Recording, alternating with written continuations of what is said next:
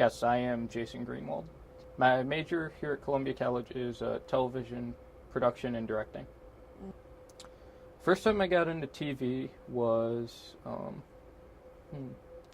well, I came from theater, and I applied to Columbia College Chicago, and I met with a professor who taught television here, and he said, theater is great, but it's not as marketable as television or live broadcast entertainment is, because even if you're doing a show to tape,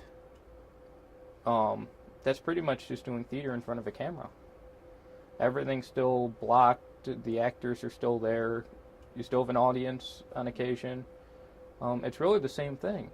You just have, there are certain aspects like lighting's a little bit different, audio's a little bit different, but the overall goal is still the same, to bring this performance or this piece. Before I came to Columbia College, I worked at my high school. I went to Stevenson in Lincolnshire, Illinois, and we had a phenomenal theater program there. And when it came down to it, it was just a phenomenal place to work because you learned everything. The equipment was state of the art. The teachers there and the staff were great.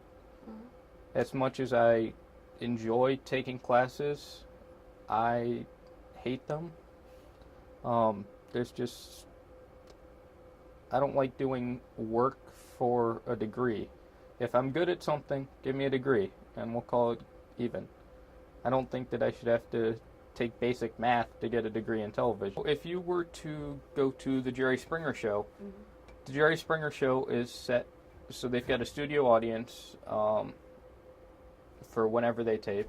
Maybe they do twice a week, and maybe they do 2 shows in an evening. The lighting designer, who formerly did the Jerry Springer Show, Frank Partapillo, is he's a teacher here now for lighting design.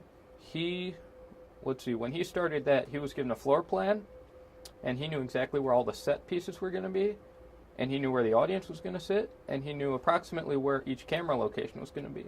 And based off of that, you needed to light the audience, you needed to light Jerry, you needed to light the guests that were going to come on, and possibly get into fist fights. So you had to have an area of coverage on the stage, as well as a nice key for Jerry's intro. So he was actually able to do a formal light plot where he could figure this all in his head and go to the place and say, oh, if I put a 2K there, it's going to light Jerry. But in a situation where, like camera 3 or any of these cameras, you've just got so much going on, and you don't have the time or the staff to deal with it. So, I mean, my name in high school was a shit fixer. When shit hit the fan, it was my job to fix it. Whether that be a projector breaks down. Who gave you that name? It was given to me by a couple of my bosses, because when shit hit the fan, I was there to fix it. I've been known to just run down hallways, and because something was about to break, if a projector broke or TV wasn't working, I was called just because they needed someone there who knew how it worked.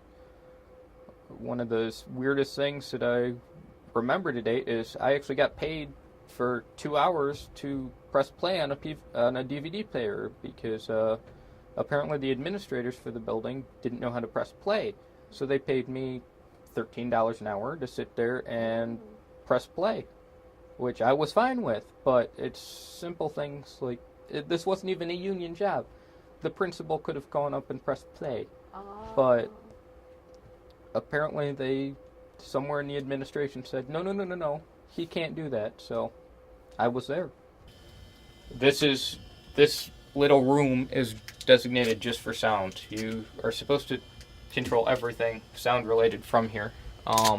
Yesterday I was working a show. We had a host and we had 2 guest mics, and a laptop and Roland. So I think in total we had 9 or 10 channels that we had to work with, which is on the lower end. But each show has their own challenges.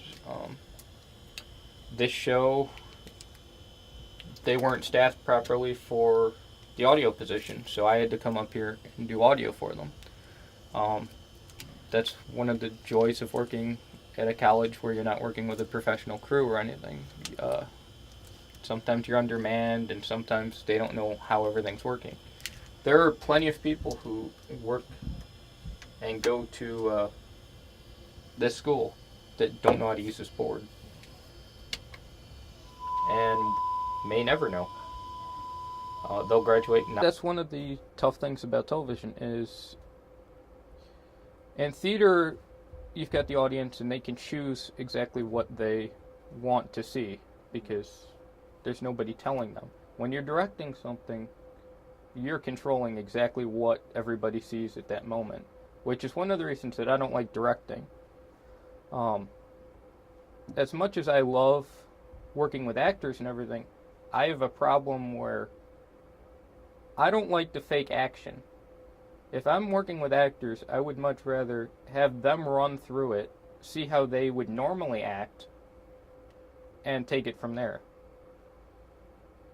There's a lot of times when actors, and as great as they may be in movies and everything, they play things up and they do things differently because they're acting. Yeah. Where if you were to just have them actually go through it as they would if they were a normal person, it might look So you want to be the part of it. Yes, if you keep your expectations low, you can always exceed them. Yeah. If you keep your expectations high, you just fail.